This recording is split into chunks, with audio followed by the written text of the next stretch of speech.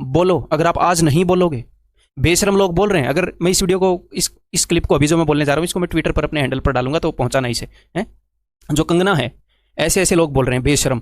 उन्होंने अभी क्या किया, कंगना ने, उसने अभी रीट्वीट किया, ये जो मोदी रोजगार दो हमने कैंपेन चलाया, इसका मजाक उड़ा रही थी कि ऐसे ऐसे बंदरों को जॉब मिलेगी, तो एक वीडियो शेयर करके।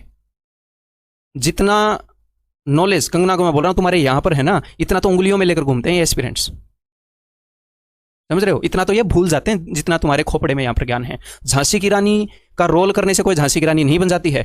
ऐसे अगर बन जाती है तो अपने अमरीश पुरी साहब जो हैं, इतने अच्छे इंसान थे, उन्होंने तो गुंडों के रोल किए थे, उनको जेल के पीछे डाल देना चाहिए था हमें। खुद को झांसी की रानी समझती है। तो अगर आप रिस्पॉन्सिबल नहीं बनोगे, तो जो बेशरम लोग हैं ना, वो अपनी रिस्पॉन्सिबिलिटी बहुत अच्छे से निभा रहे हैं। उनको जो बोलना है, मुंह में से गोबर निकाल रहे हैं, वो कुछ भी बोल रहे हैं सोशल मीडिया साइट पर। और कोई पर्सन बहुत ज्यादा पॉपुलर है, इसका मतलब ये नहीं है कि वो ठीक है। पॉपुलर होना इज ए डिफरेंट, अपने राम रहीम भी तो पॉपुलर थे। पॉपुलर होना इज ए डिफरेंट थिंग। तो कई बेशरम लोग पॉपुलर भी हैं, तो वो तो अपनी आवाज उठा रहे हैं, ऐसे लाखों करोड़ तक फैला रहे हैं। तो किसी बंदे को अगर 2 करोड़ लोग फॉलो कर रहे हैं, 20 लाख लोग फॉलो कर रहे हैं, तो ये मत सोचना कि इस क्रिकेट स्टार ने बात कही है, इस फिल्म स्टार ने बात कही है, तो सच ही होएगी। बी रिस्पॉन्सिबल, अपने दिमाग को खुला रखो, ये आपकी रिस्पॉन्सिबिलिटी है। मैं ये नहीं बोल रहा इसके फेवर में बोलो, इसके फेवर में बोलो ना, बट बोलो भाई। मैं ये नहीं बोल रहा कि अगर किसान प्रोटेस्ट करें तो बॉर्डर पर जाकर बोलो, नहीं, आपके हाथ में सोशल मीडिया है तो वहां पर बोलो। मैं ये नहीं बोल रहा रोज आधे घंटे बोलो, नहीं, कभी कभी कुछ तो बोलो। और लोग बोल रहे हैं कि वो पर्सन एजेंडा चला रहा है, वो पर्सन एजेंडा चला रहा है। भाई, एजेंडा सिर्फ पॉलिटिकल पार्टीज का ही चल सकता है। लोग अपने अपने ओपिनियन दे सकते हैं, लेकिन आजकल माहौल ऐसा क्रिएट कर दिया गया है कि आपके ओपिनियन से अलग ओपिनियन कोई दे दे तो वो डाइजेस्ट ही नहीं होता है। Agenda, what is agenda? तो लोगों के अलग अलग ओपिनियन एक्सेप्ट करना सीखो। है वो तो हम क्या, हम सीख ही गए हैं। हम डिक्टेटरशिप टाइप के ओपिनियन भी एक्सेप्ट करना सीख गए हैं। तो दूसरे सब हर तरह के ओपिनियन की रिस्पेक्ट करो, उन्हें एक्सेप्ट करना सीखो, और साथ में अपने ओपिनियन भी दो जहां पर जरूरत है, अपना से करो। क्योंकि अगर शरीफ आदमी ज्यादा दिन तक चुप रहा तो उसे एक्सप्लॉइट कर दिया जाता है। और हमारे देश के जो कल्चर रहा है, उसके खून के अंदर काफी विनम्रता सी रही है। मतलब पता नहीं, मैं हो सकता है मैं गलत हूं, ये अपना ओपिनियन है, बट शुरू से ये रहे हैं कि कम बोलने वाले टाइप के लोग, मतलब कि इतने इजीली नहीं भड़कते हैं, मास लेवल पर इतने इजीली नहीं भड़कते हैं जब तक भयंकर अत्याचार ना हो जाए। जैसे अंग्रेजों ने भी कितना अत्याचार, कब हम जाकर भड़के थे 1857 के अंदर, जब पता नहीं कितने राजाओं के साथ लड़ाई हो चुकी थी। ठीक है, तो दोस्त, ये पूरी जिंदगी काम आएगा। Be responsible. समाज में जो हो रहा है उसके लिए कुछ ना कुछ पार्टिसिपेट करो।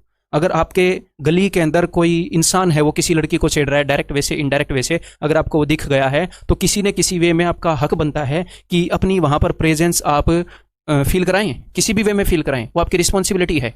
वो अकॉर्डिंग टू सिचुएशन तो देखना पड़ेगा इंसान को, क्या सिचुएशन है, कैसे हम रिस्पॉन्ड कर सकते हैं। बट ये भी एक पाप है, ना बोलना, ना पार्टिसिपेट करना भी डेमोक्रेसी के अंदर एक पाप ही है। तो लोगों को ऐसे टैग करना बंद कर दो कि ये एजेंडा चला रहा है, ये देशद्रोही है, ये फलाना है। और हाँ, अगर कोई एक पार्टी है, 100% उसके खिलाफ होना जरूरी नहीं है, 100% उसके सपोर्ट में होना भी जरूरी नहीं है। कोई एक पार्टी 100% गलत नहीं होगी, 100% ठीक भी नहीं होगी, समझ रहे हो? तो पता नहीं क्या कॉन्क्रीट के ओपिनियन लेकर चल रहे हैं लोग, मैं तो इसके फेवर में हूं, मैं तो इसके अगेंस्ट। क्यों भाई, मतलब काहे? तो अगर कोई ऐसी पार्टी होती 100% ही ठीक होती, तो 100% वोट के साथ नहीं आती है। आपका अकेले का ओपिनियन ही मतलब भगवान का ओपिनियन थोड़ी है। तो कोई एक समुदाय या एक कोई भी पीपल, एक ग्रुप या आप कई टाइम ठीक होंगे, कई टाइम गलत होंगे।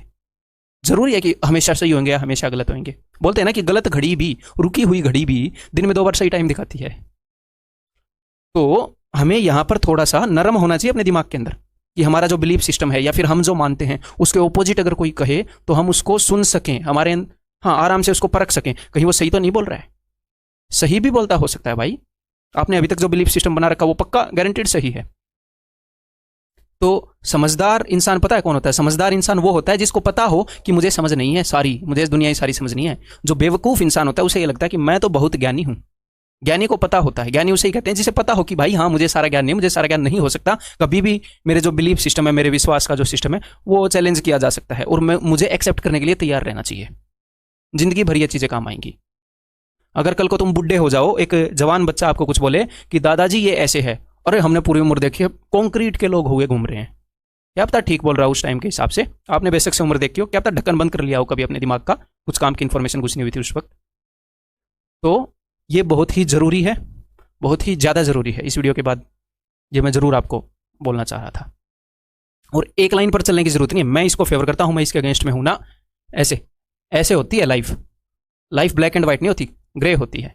कभी कोई चीज़ ठीक होगी, कभी गलत, ठीक गलत, ठीक गलत, ऐसे आप लाइफ में चलोगे। एक रिजिड पैटर्न पर चलना जरूरी नहीं होता। ठीक है, तो इस वीडियो को मैं फिर से